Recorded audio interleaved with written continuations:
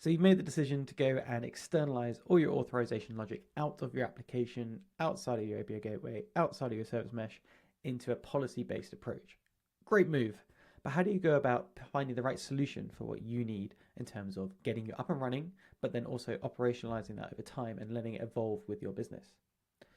This article covers a bit of a framework for different aspects to consider, and there's a lot of detail in here. But I really want to nail the key points with this. And it really starts out with what policy model and how expressive that policy model is going to be.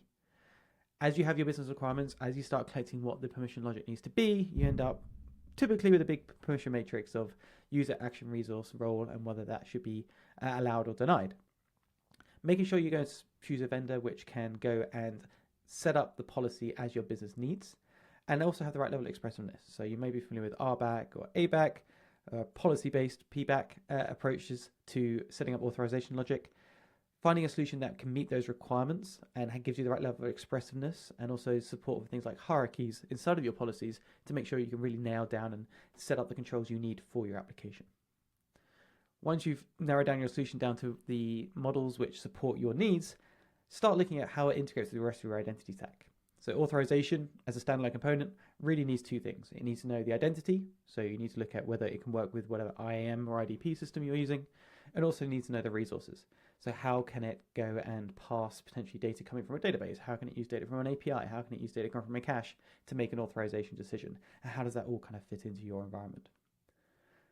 When you start thinking about deployment, what does it take to actually run and deploy this solution inside of your environment? If you're, say, a Kubernetes type-based architecture, does it work as a sidecar? Does it work as a service? Can it work as a daemon set? If you're fully serverless, can it run at edge? Can it run in workers? Can it run in lambdas? When you think about multi-tenancy, how does it run in your different environments? If you have isolated environments, or if you're maybe more hybrid cloud, how do those fit in? Now, when it comes to policy management, you've got a model that works, but how can you make sure that managing policies can be externalized outside of just the product and application teams and development teams to other parts of the business that actually own the requirements of authorization? Are there workflows? Are there UIs? Is there tooling? Is there playgrounds for people to actually experiment and test inside of policies before going in and rolling it out to the wider part of the architecture? One of the key components around an authorization solution is its latency and its performance. Authorization is in the blocking path of every single request to a system. So whatever component and whatever solution you go with needs to be as extremely close to real time as possible and extremely low latency. You need to be looking at sub-millisecond response times in order to make an authorization check so you don't really block that request. It's not like authentication where you can do once and get a token for 30 minutes. Authorization needs to be evaluated in every single call, every single request through the architecture, and a single end user request may fan out to hundreds of authorization checks depending on what is being done. So really nailing the performance and latency requirements for your system and then making sure the solution can meet those is going to be a key part of getting you up and running and being successful.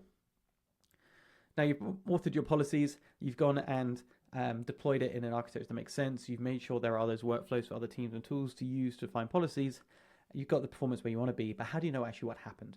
So any good authorization solution should really give you that audit trail, that decision log of not only what happened inside of the application, so who did what, when, where, and why, and which particular version of the policy matched, but also who made changes to the policy and how you tie those two bits of data together. Do you have that level of transparency? You can go and introspect exactly what happened inside of the authorization solution to see how a decision was made, when, where, and why, and then who or how or what other system was involved in defining that policy. If you decide to go something that isn't necessarily just self-hosted, but something more that's more of a managed, be it a cloud or a SaaS offering, is there the right security and compliance certificates in place? Do you need to sign sub-processor agreements to get these set up inside your business? So this is where you need to start bringing in your legal teams to make sure you dot the I's and cross the T's from a security and compliance perspective. And then really kind of more broader aspects to consider, what is the ecosystem maturity around this particular solution? Does it have integrations, or does it have supported setups with the top shelf IDPs and the top shelf audit log systems and the top shelf integration pipelines? How mature is this as a product? How long has the company been around? How long has the solution been out there? If there's an open source component, is it well used and well loved by developers? Ticking all those boxes to make sure that this is something that you're going to put in and you're going to be using for the next 5, 10, 15 years even, as your company evolves and as the product evolves. And then finally, Most obvious one is like the cost and really what's the ROI on an investment of putting an externalized authorization management system in. Hopefully, at the point where you are thinking about externalizing, you've done that kind of ROI analysis or the opportunity cost analysis of whether you are going to really be able to take your product to the next level without taking one of these off the shelves versus wasting engineering time building one yourself. And then the cost perspective, is this an open source solution that you can just pull on GitHub and run and manage yourself? Or is there a managed offering for that? Or is there a fully SaaS-based offering for that? What is the upfront cost and what's the ongoing maintenance cost? Things like support contracts and guarantees, and making sure that you have someone you can go and reach out to if things aren't going as well as they should, to make sure the system is most performant and you're set up most optimally for success inside your business. So lots of different aspects to consider when evaluating authorization providers and solutions.